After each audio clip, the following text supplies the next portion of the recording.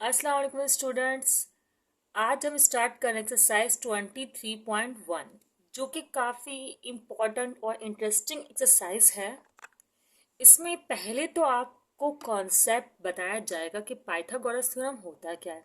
ठीक है, जितना मुश्किल सा या पता नहीं किस तरह का इसका नाम है, किसने रखा, ये भी मुझे जानना चाहिए था ना। चलो बता दूंगी नेक्स्ट टाइम। खैर, पहले तो ये जान ले कि पाइथागोरस थ्योरम क्या होता है। Pythagoras theorem is a apply on बल्कि राइट एंगल ट्राइंगल। अब राइट एंगल ट्राइंगल क्या होता है, पहले तो मैं राइट एंगल ट्राइंगल लिख बनाकर दिखाऊंगा आपको ना। ये जिसमें एक एंगल 90 डिग्री का हो ना, वो राइट एंगल ट्राइंगल होता है। नजर आ रहा है कितना ज़्यादा अच्छा ट्राइंगल मैंने बनाया है ना। ठीक है, तो ये वाला जो एंगल देखें, ये एक एंगल जो है ये वाला 90 डिग्री का है ना, तो ये एंगल राइट एंगल ट्राइंगल है। अब इसमें कह रहे हैं कि जो लॉन्गेस्ट साइड है, ये लॉन्गेस्ट साइड का स्क्वायर, लॉन्गेस्ट साइड का स्क्वायर बराबर होता है अदर टू साइड के स्क्वायर के सम के। मतलब फॉर एग्जाम्पल, पहले तो मैं इनकी नेमिंग कर दूं। फॉर एग्जाम्पल जैसे ये ए है, अगर ये बी है, या बल्कि नहीं, ए बी सी यूं करते हैं। ये ए है, ये बी है, और ये अगर सी है। वैसे तो किसी लिहाज से भी नेमिंग कर सकते हैं, पता नहीं मैंने किस तरह का फॉन्ट बनाया, ऊपर नीचे हो गए। खैर, ये ए है, ये बी है, सी है। ठीक है, तो ए के सामने वाला होगा स्मॉल ए, सी के सामने होगा स्मॉल सी, और बी के सामने होगा स्मॉल बी। खैर, बस आपने सी यहाँ रखना है, ए बी जहाँ वहाँ भी हो जाए, इससे कोई फर्क नहीं पड़ता। ठीक है, अच्छा, अब ये है, अब आपको ये बताना चाहिए कि ये जो 90 डिग्री वाले एंगल होता है ना, ये होता है परपेंडिक्यूलर। सही है। और जिस पे जो एंगल इसका, जैसे आप इस एंगल को हम रेफरेंस ले रहे, तो ये होगा बेस, और जो लॉन्गेस्ट साइड होती है वो होती है हाइपोटनियस। ठीक है, तो ये सी स्क्वायर जो हाइपोटनियस हुआ, जो कि सम है अदर टू साइड्स का, तो मतलब वो सम है बेस और परपेंडिकुलर का, तो वो सम हुआ ए स्क्वायर प्लस बी स्क्वायर का। ठीक है, या बी स्क्वायर प्लस ए स्क्वायर बोलते हैं, इससे कोई फर्क नहीं पड़ता। तो ये एक फॉर्मूला है पाइथागोरस थ्योरम का, जो कि अप्लाई होता है राइट एंगल ट्राइंगल पर।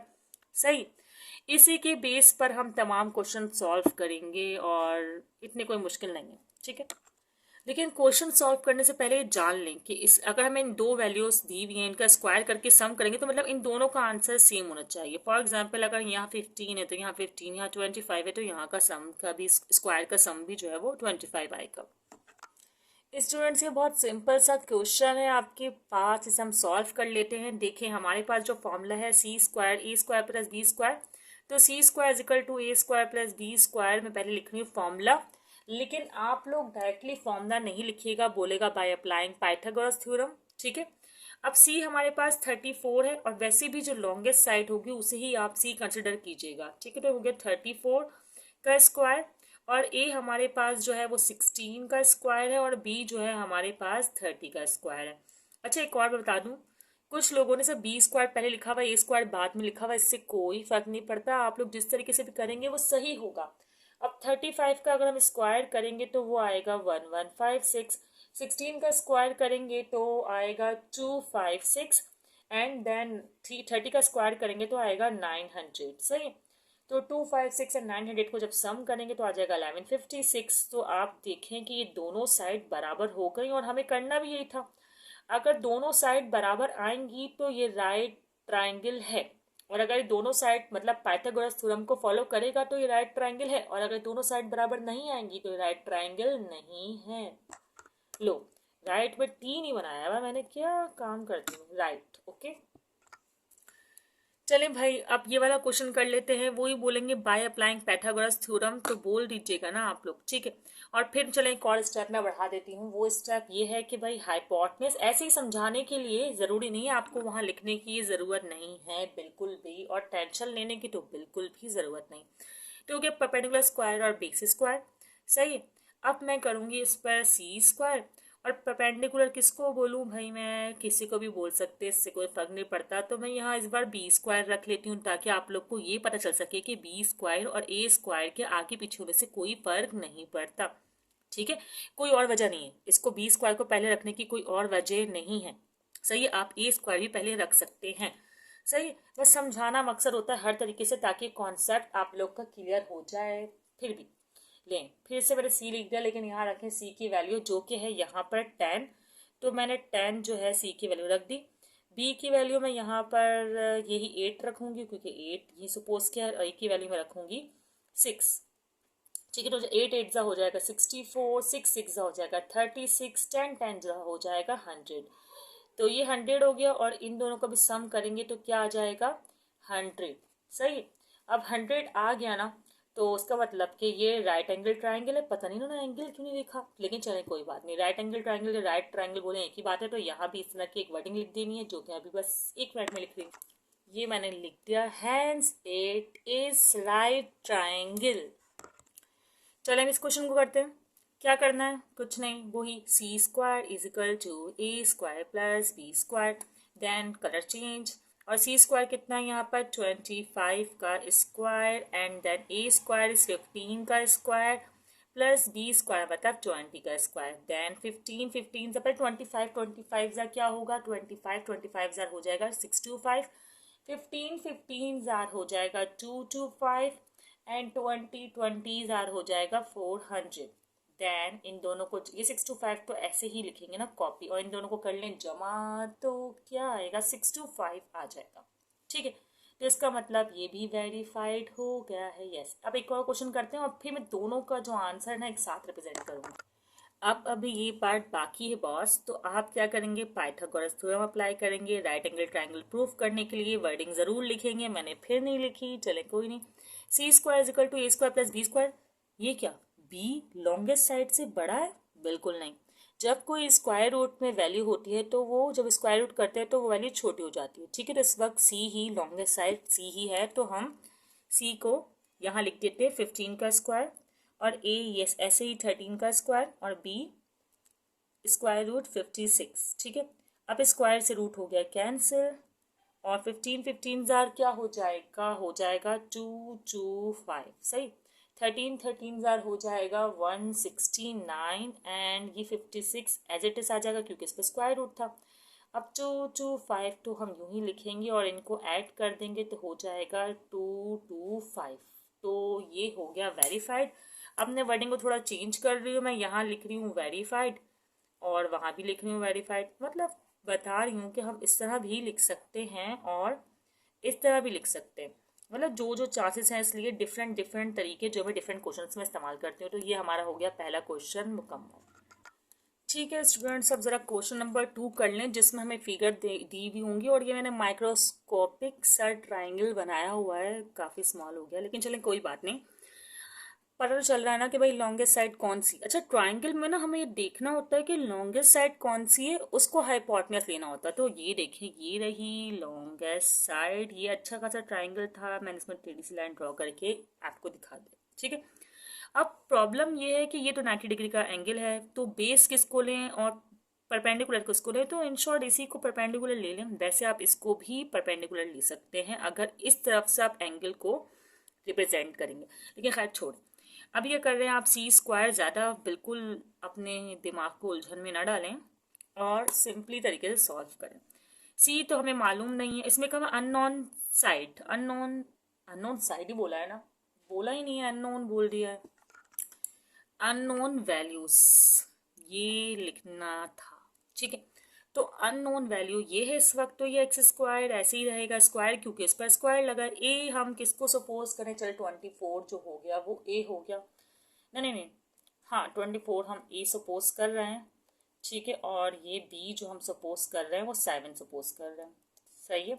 अच्छा, मैंने यहाँ पर C square equal to A square plus B square से करूँगा। नेक्स्ट टाइम मैं हाइपोटेन्यूज परपेंडिकुलर इस तरह करूँगी। अभी आप यहाँ पर इस तरह मेंशन कर दें कि सी इज हाइपोटेन्यूज, ठीक है, and A is base, and B is, ये उल्टी हूँ मैं, सी पहले लिख दिया, चलें कोई बात नहीं, बी इज 24 है, बी इज परपेंडिकुलर। ठीक है, ओके। चलें अब करते हैं स्क्वायर। 24 का स्क्वायर क्या आएगा 576, एंड 7 का तो सबको याद है 49, और ये हो गया एक्स स्क्वायर।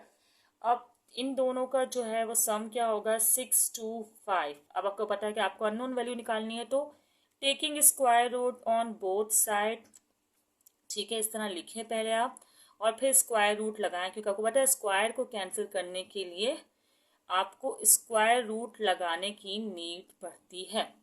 सही है, तो जल्दी से हम इस क्वेश्चन को सॉल्व करते हैं।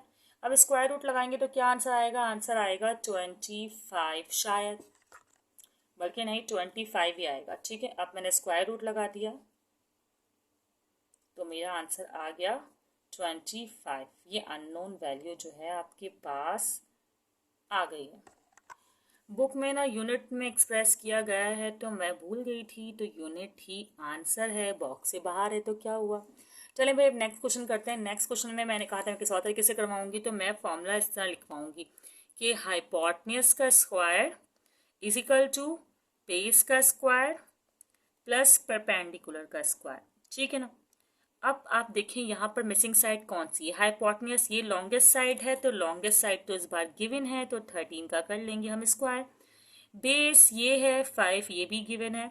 अब नहीं गिवन तो क्या नहीं गिवन? परपेंडिकुलर नहीं गिवन। सही है, आप बेस को भी सपोज कर सकते हैं, इसको ये मैं बता चुकी हूँ, इसका मसला नहीं है। 13 सा तो हो जाएगा 169, ऐसा ही है। ठीक है, और 5 सा हो जाएगा 25 और ये प्लस एक्स स्क्वायर। अब 25 यहाँ पॉजिटिव है तो इस साइड जब लेके जाएंगे तो नेगेटिव हो जाएगा, तो आप इस तरह भी लिख सकते हैं X square is equal to 169 minus 25। भाई बात एक ही है ना कि आप एक्स स्क्वायर को इस साइड मेंशन करें या इस साइड मेंशन करें, तो जब आप माइनस करेंगे तो आएगा 144। अब ये तो आपको पता है कि 144 का आंसर 12 ही होता है, क्योंकि हम करेंगे taking square root on both side. तो इस तरह की वर्डिंग लिखिएगा, लेकिन मैं ज़रा वीडियो लॉन्ग ना हो तो डायरेक्ट कर रही हूँ, कोई इतराज तो नहीं। स्क्वायर रूट से स्क्वायर कैंसिल और एक्स ये होता है 12 का डबल, तो इसका मतलब 12 इसका स्क्वायर रूट आंसर आ जाएगा। और हम यहाँ अब यूनिट मेंशन करना नहीं भूलेंगे। तो ये हो गया हमारा इस क्वेश्चन का क्या हुआ? आंसर ही हुआ। ऑफ कोर्स इस बार मैं इसको रेड बॉक्स में क्लोज करूंगी। चलें नोट डाउन कर लेंगे, मैंने कभी कहा नहीं है तो मैं कैसे कह सकती हूँ। स्क्रीन शॉट ले लें, ये ज़रा सिंपल है। और एक और बात, जब भी हम स्क्वायर रूट लेते हैं पॉजिटिव और नेगेटिव का साइन आता है, लेकिन लेंथ तो कभी भी नेगेटिव नहीं हो सकती ना, इसलिए हम पॉजिटिव ही मेंशन करते हैं। अब ये क्वेश्चन है पार्ट 3, इसको भी करना ही पड़ेगा, तो कर लेते हैं। ठीक है, पहले तो हम लिखेंगे वही फॉर्मूला हमारा, हाइपोटेन्यूज का square is equal to base का square is equal to perpendicular का स्क्वायर। ठीक है, ये लें भाई, एल एल क्या क्या होगा? ठीक है, परपेंडिकुलर आर है, PERP, परपेंडिकुलर का स्क्वायर। ठीक है, अब क्या होगा, यहाँ पर हाइपोटेन्यूज है तो हाइपोटेन्यूज की वैल्यू है 2 स्क्वायर रूट 2 स्क्वायर। अच्छा, हाइपोटेन्यूज क्यों है? Longest side. अब तो आप लोग को पहचान करना आ गई होगी। और ये है बेस 2 का स्क्वायर, इसे भी बेस कह सकते हैं, मर्जी है आपकी। परपेंडिकुलर आपको गिवन नहीं है या आपको बेस गिवन नहीं है, जो भी आप सपोज करें। अब ये स्क्वायर इन दोनों के साथ है तो इस पर तो हो जाएगा 2 2 4 और फिर मल्टीप्लाई का साइन लगा दें आप, और इससे हो जाएगा स्क्वायर रूट से 2 कैंसिल। तो ये मतलब स्क्वायर रूट से रूट कैंसिल है, स्क्वायर रूट से पावर कैंसिल। अब करेक्ट कर देंगे, ये हो गया 2, अब होगा 2 2 4 और ये हो जाएगा एक्स स्क्वायर। देन ये 4 2 8 और ये पॉजिटिव का 4 इस साइड आकर हो जाएगा नेगेटिव का 4, और फिर हम इस साइड भी लिख सकते हैं, एक ही बात है ना।